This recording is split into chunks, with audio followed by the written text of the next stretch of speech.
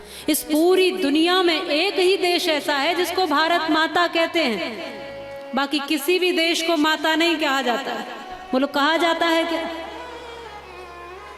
हमने मातृत्व का दर्शन किया है सब। अरे हम तो कभी भी तुलसी को पौधा नहीं कहते, तुलसी माता कहते हैं।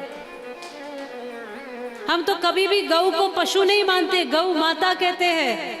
हम तो कभी भी नदियों को केवल जल नहीं मानते, हम तो गंगा मैया यमुना मैया कहते हैं। हम कभी भी इस धरती को केवल मिट्टी नहीं मानते, हम इसको भी कहते हैं धरती माता। हम कभी भी राष्ट्र को केवल भारत नहीं कहते, हम राष्ट्र को भी कहते हैं भारत माता। यहाँ की प्रत्येक वस्तु से जुड़ गया है हमारा नाता, इसलिए इस राष्ट्र को भी कहते हैं हम भारत माता। ये विराट संस्कृति है आपकी, ये विराटता है आपकी। आज हम इसे खोते जा रहे हैं, आज हम इसे भूलते जा रहे हैं, आज हम अपनी भाषा से दूर होते जा रहे हैं, अपने ही पहनावों से दूर होते जा रहे हैं, अपने ही संस्कार और संस्कृतियों से दूर हो रहे हैं, अपने माता पिता से दूर हो रहे हैं, अपने परिवारों से दूर हो रहे हैं, अपने संस्कार और मूल से दूर हो रहे हैं, अपने शास्त्रों से दूर हो रहे हैं, अपने ही संतों का अपमान करते हैं, अपने ही मंदिरों की हालत खराब कर रखी है, अपने ही धर्म को स्वयं बदनाम करते हैं, अपने ही हाथों से अपने संस्कारों को समाप्त करने पर तुले हुए हैं। अविद्या और अज्ञान और अंधविश्वास की ओर जा रहे हैं। क्यों जा रहे हैं? क्योंकि हमने इतिहासों को पढ़ना छोड़ दिया, हमने शास्त्रों को पढ़ना छोड़ दिया, हमने राम कृष्ण की नीतियों को धारण करना छोड़ दिया।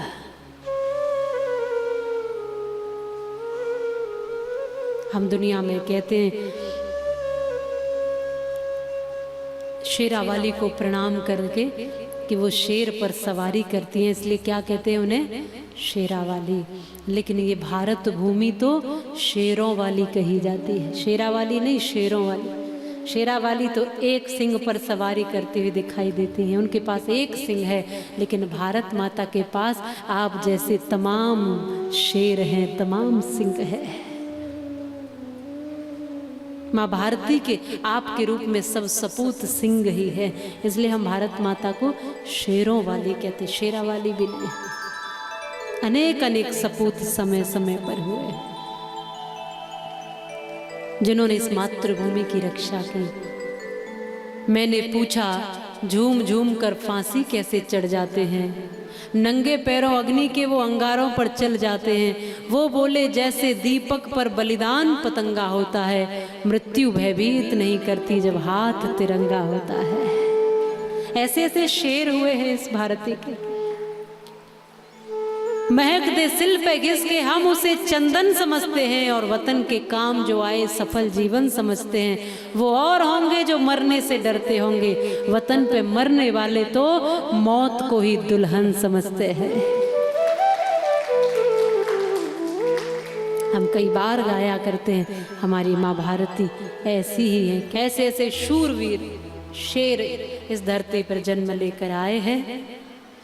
आज भी यह माता ऐसे ही देशभक्तों से सुशोभित है, जिसके कारण यह राष्ट्र दिन ब दिन धीरे धीरे धीरे धीरे उत्थानित हो रहा है, व्यवस्थित हो रहा है।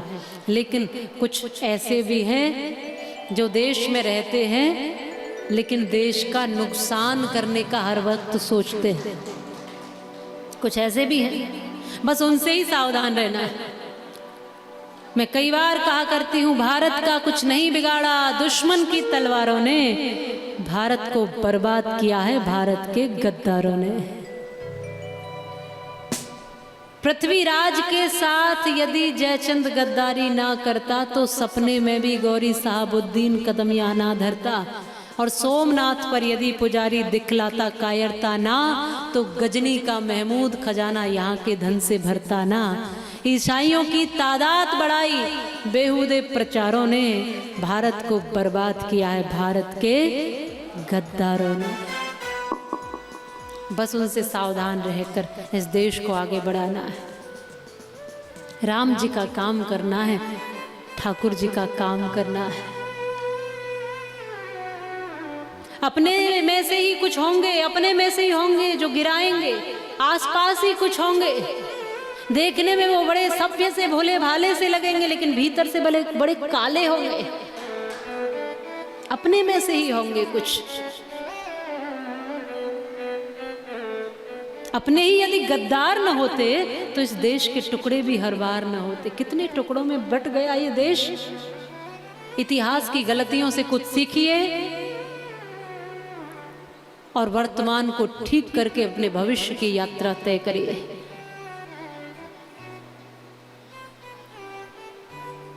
अपनों में ही कमजोरी होती है कहीं ना कहीं। इसलिए कई बार मैं ये समझाने का प्रयास करती हूँ और बोलती भी हूँ कि आज देश को दुश्मनों से नहीं, गद्दारों से खतरा है। दुश्मनों से खतरा नहीं। क्यों? क्योंकि दुश्मनों के लिए तो हम तैयार रहते हैं ना, सजग रहते हैं, हमारे सैनिक खड़े रहते हैं। जो बाहर से हमला करने वाला है उसके लिए तो आप तैयार हैं, लेकिन भीतर से ही हमला कर दे तो, जो दोस्ती का हाथ बढ़ा के आपकी पीठ में छुरा भोंक दे तो क्या करोगे? ऐसे लोगों से सावधान रहना। आज देश को दुश्मनों से नहीं, गद्दारों से खतरा है। देश को आज खजाने को चोरों से नहीं, पहरेदारों से खतरा है। धर्म रक्षा के लिए भी सावधानी की आवश्यकता है, क्योंकि धर्म को नास्तिकों से नहीं, धर्म के ही ठेकेदारों से खतरा है। प्रत्येक व्यक्ति धर्म को बढ़ाएगा, प्रत्येक व्यक्ति राष्ट्र को आगे लेकर जाएगा।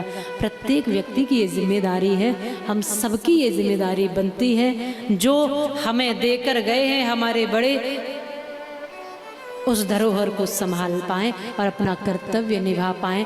राम कृष्ण यही कह रहे हैं, यही समझा रहे हैं, भगवान यही समझा रहे हैं, करो रक्षा इस मातृभूमि की, यही बता रहे हैं।